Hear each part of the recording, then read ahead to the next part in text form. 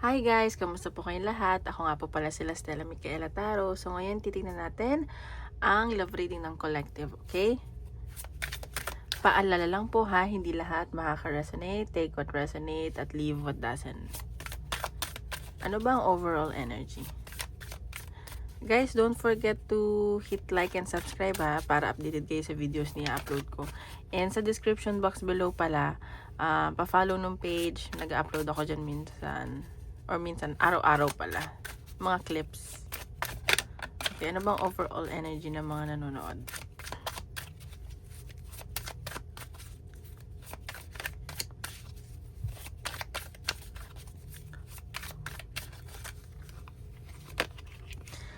Caught a case. So, meron dito na may cheating na ako na sa sense. And nahuli nyo and mag-ingat kayo sa mga one night stand. And ayan, so baka meron dito ay magkaroon ng, alam nyo na, ayan, nababasa nyo na. So, mag-ingat. And meron dito mga worried kasi may unprotected eggs. Alam nyo na ibig ko sabihin na nangyari and natatakot kayo kasi parang hindi nyo kilala yung person. Ano nyo lang, nakilala nyo lang lately. And mga, baka may mga pregnancy. So, ayan. Ayan natin. Oops. Love reading ng collective.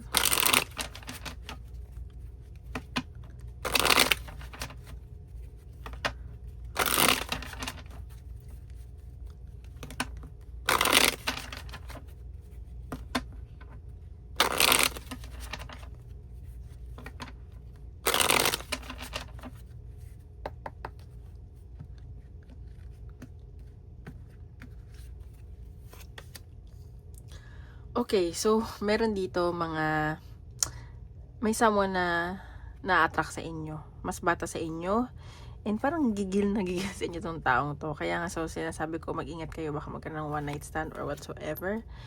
And gusto niya ng relationship with you. Alam mo yung magaan yung loob niya sa'yo, and parang nasa-sense ko na may nabubuong love, may nabubuong feelings, love, ganyan. And sobrang natam sa itong taong to, sobrang attracted. Pero, nafe-feel niya baka ma-involve siya sa third party. So, baka ikaw ay committed, may someone, and may trauma to from the past. So, na-involve siya sa third party. Ayan, so, at ayaw niya kasi maging third party. Alam niya sigurong may jowa ka, ganyan, committed ka, ganon. Pero gustong-gusto ka nito. Nafa-fall siya sa'yo. Ayan pero aware siya na may jowa ka, na may someone ka. So, ayan ang nasa-sense ko. See? So, meron dito na may karelasyon ka pero may nagkakagusto sa'yo na mas bata sa'yo. And sa nasa-sense ko, na-meet mo to through work or circle of friends. Ayan. Ayan. So, gusto niyang balikan kung paano kayo nag-meet at namimiss ka niya. Iniisip-isip ka nito, namimiss ka nitong taong to. Ayan. And nakikita ko nag-overthink siya. Nasa stress siya na hindi kayo nakikita, hindi kayo nagkakasama. And magkalayo siguro kayo nito. Nasa sense ka lang niya. And actually, stuck sa sayo. Parang hindi siya makausad. Hindi siya makaharap ng iba. Ayaw niya humarap na yung iba. And sa nakikita ko, puro communication. Parang LDR, ganyan. And may biglaang travel din ako nakikita sa inyo. Ayan, so siguro sa work, ganyan. No, bagong tao talaga to. Though pinipigilan niya yung nararamdaman niya. Parang forbidden love, ganyan. And sa nakikita ko dito is, may biglaang travel, ganyan. Ayan, parang gusto niyang bumiyahe sa'yo, ganun. So, ayan ang nakikita ko. Ayan natin. Energy ng love reading. Oops. So, Aquarius, Sun, Moon, Rising, and Venus sign. Baka kadil mo is Aquarius, Sagittarius, Sun, Moon, Rising, and Venus sign. And medyo nag-explore tong taong to at ikaw. And practical din, ganyan. Parang medyo cold pero hindi mo mararamdaman. Capricorn, ayan, Sun, Moon, Rising, and Venus sign, Earth sign. So, logical tong taong to. Tingnan pa natin. Energy ng love reading.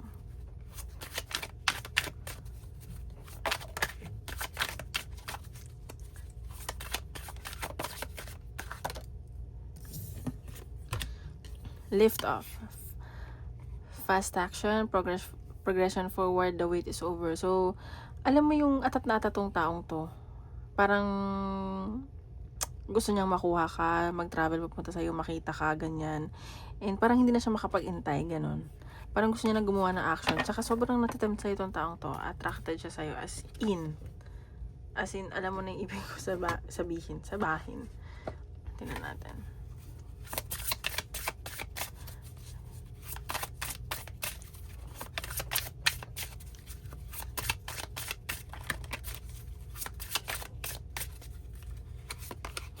Balance. Find the balance between giving and receiving. So, sinasabi dito, balansehin mo kung ano ba talaga yung gusto mo, kung sino ba talaga yung gusto mo, kasi parang naguguluhan ka eh. And sa nakikita ko, give and take na kayo nitong new person, nakakausap mo to, and natatakot ka din na ma-fall. Ayaw mong magkasala, ganon.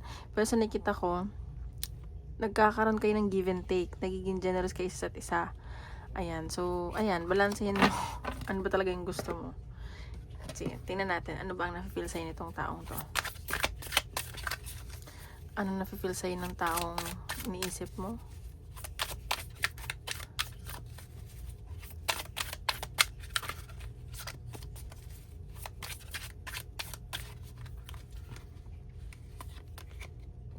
Two of Wands. So, ayan, inaantay ka nito.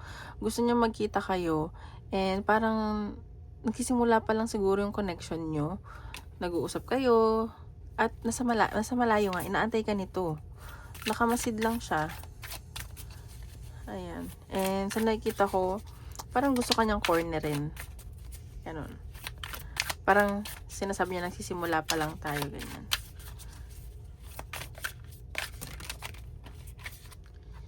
Yun natin. Tatlilo. Nafe-feel sa'yo nitong taong to. Ayan, no?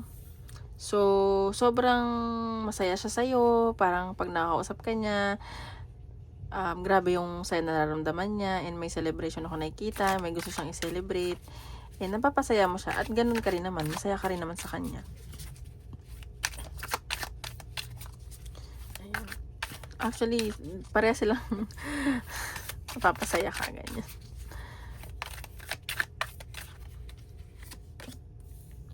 Okay, so sa nakikita ko dito is, meron dito na nagsiselos to eh, and gusto kanya angkinin. O see? Sobrang, actually, ma-obsess tong taong to sa'yo. And sa nakikita ko is, baka makontrol ka niya, and maging possessive to, and meron talagang tukso. May temptation din, ganyan. So, may obsession, ganyan. May temptation. Yun yung nafe-feel niya sa'yo. Diba? Ano nafe-feel sa'yo na tong taong to? See? So, willing siya mag-risk sa'yo. Willing siya mag-risk kung bibigyan mo siya ng chance. Pero nga, baka nga committed ka, ganyan. And sa nakikita ko, parang wala siyang pakialam. Kahit na committed siya, ay yung maging third party, gagawin pa rin niya kasi gusto ka nga niya.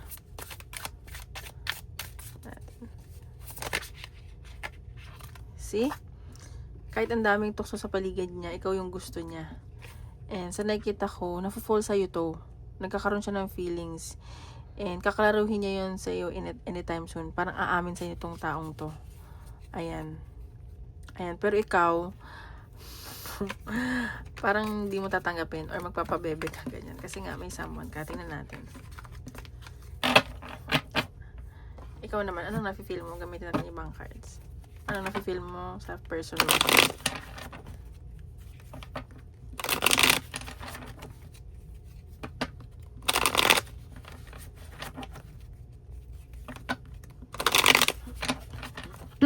Ano nafe-feel mo sa person mo?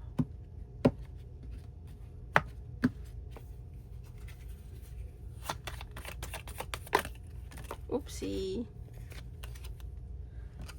Okay. So, sa nakikita ko is, nagbabackread ka, nag-e-enjoy ka rin naman na kausap siya, pero pinipigilan mo yung sarili mo. Ayaw mo nga, yun nga, ayaw mong lumalim yung connection nyo. And, pero sa nakikita mo, bagong opportunity to. Pero nag-aaralan mo yung connection nyo tsaka yung tong taong to, kung worth it ba. See? Sumasakit actually yung ulo mo. Hindi ka nakakatulog, kakaisip dito sa taong to. Malayo siya Malayo siya. Actually, see? So, simula pa lang to, ikaw din, parang nagkakaroon ka na, alam mo yun, nagkikare ka na, namimiss mo siya, or hinahanap-hanap mo siya. So, kasi page of cups pa lang puro page. Ayan. Pero ikaw, nakikita mo sa asawa mo, nagagawa talaga ng move sa'yo. Nagiging confident tong taong to. Alam mo yun, nagiging confident siya. And attracted ka rin naman sa kanya. Hindi mo rin alam kung paano nangyari. Ayan. Pero ikaw, dinededma mo, nagpapakabisi ka sa trabaho.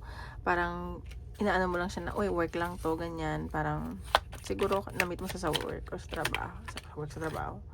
Ayan. So, masaya ka dito. So, part to ng circle of friends mo nga. And yun nga, baka nga lang din ma-involve sa third party kasi hindi mo rin mapapakawalan yung person mo. See? Hindi ka nakakatulog, kakaisip dito sa person na to. Naguguluhan ka din actually.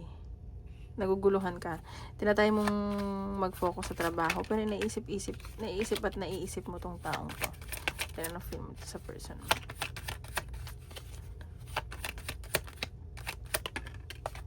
See? So, nagiging matalino ka dito sa connection nyo.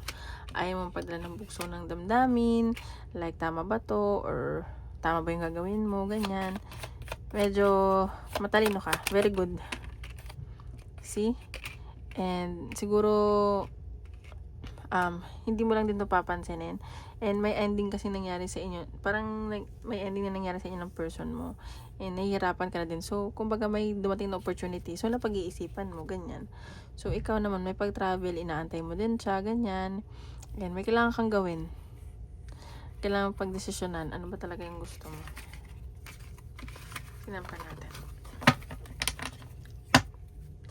Let's see. Ano ang blockages ng connection niya ng person mo?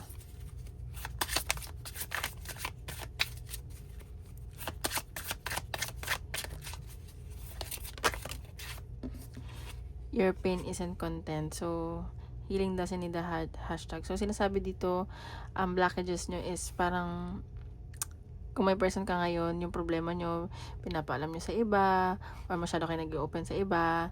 Pero, ayun, kailangan magkaroon ka ng privacy sa sarili mo, and mag-self-restrain ka. Kasi this is for your own good and growth.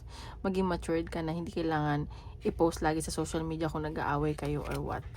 Hindi mo kailangan i-share sa iyong mga friends or family, okay? Tingnan natin. Ano ba ang outcome nitong connection na to?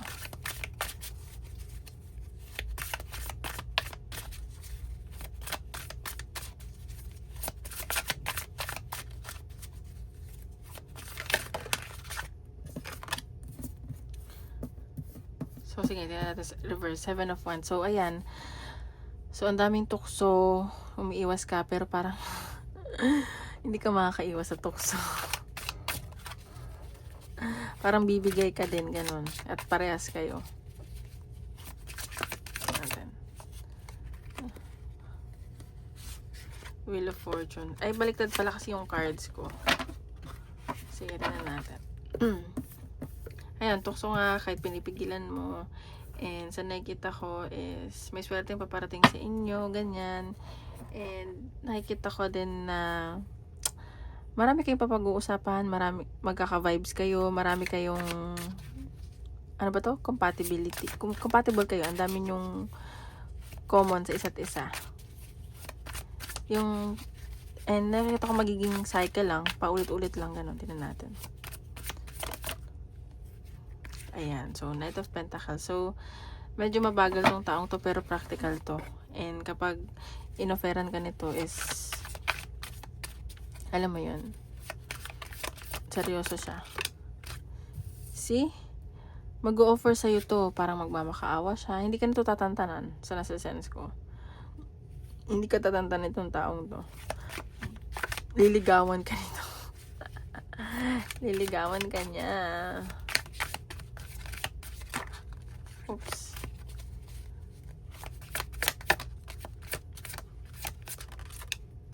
So, ikaw, mag-aano ka, magiging hesitant ka sa connection nyo, sa outcome. Kasi, hindi mo alam kung tama ba or what. Hindi. Magiging hesitant ka dito. 3 of Swords. So, ayan, kung na-involve sa third party, parang ayaw mo rin mangyari na ma-involve sa third party or siya. Kung may mga mahihil din dito, kung mga nasaktan, magiging maayos. And 4 of Cups. So, baka nga, ayaw, hindi mo siya lalagay sa third party.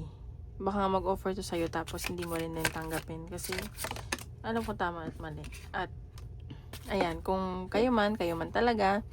And, sa nakikita ko is, kung sino man pipiliin mo, mas magiging masaya ka. It's either yung nagpaparamdam sa'yo, yung current person mo. Ayan, yun nakikita ko. Magiging masaya ka parehas. Ayan, no? Ace of Swords. Mag-iisip-isip ka. High Priestess. Titignan mo yung intuition mo, hindi ka masyadong papadalang bukso ng damdamin, and may tuloy-tuloy naman yung communication nyo kung sino naman nakakausap mo. May pag-travel ako nakikita. Okay? So, tingnan pa natin. Tingnan natin ang love advice ni Universe.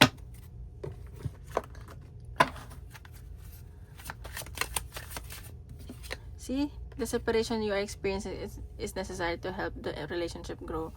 So, nakikita ko dito, magkalayo nga kayo nitong taong to. And, kailangan siya mangyari kasi titingnan nyo kung kung para ba kayo sa LDR or kung talagang seryoso sa'yo itong taong to at ikaw or yung person mo, ganyan. Ganon. So, man siya mangyari. Okay? Tingnan natin. Ano ba ang message sa'yo nitong taong iniisip mo? Ano ang message sa'yo ng person mo? Ano ang gusto sabihin sa'yo ng person mo?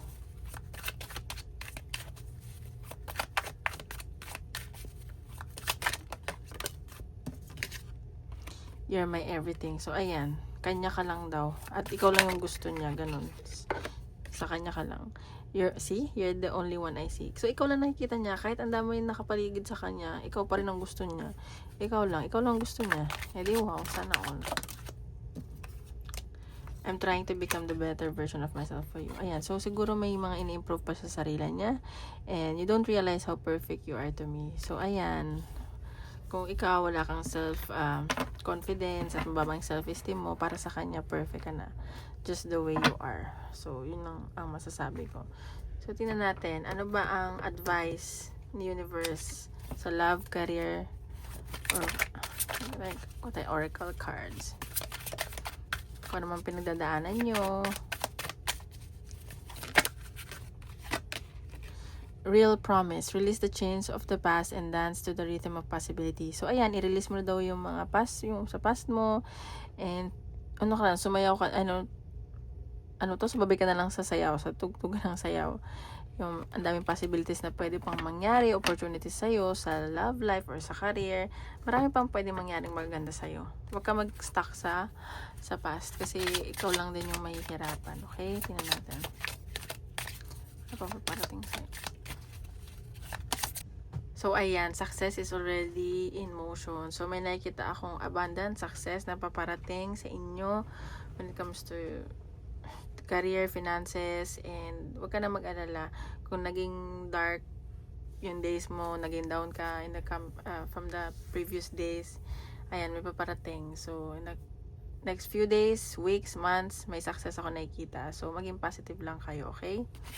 So, tingnan natin ano ba ang lucky number nyo. Lucky number ng collective.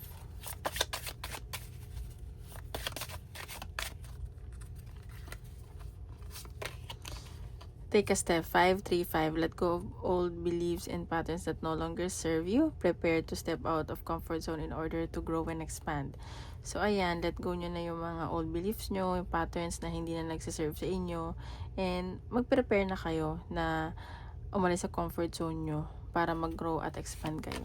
Okay? Yan lucky number 535.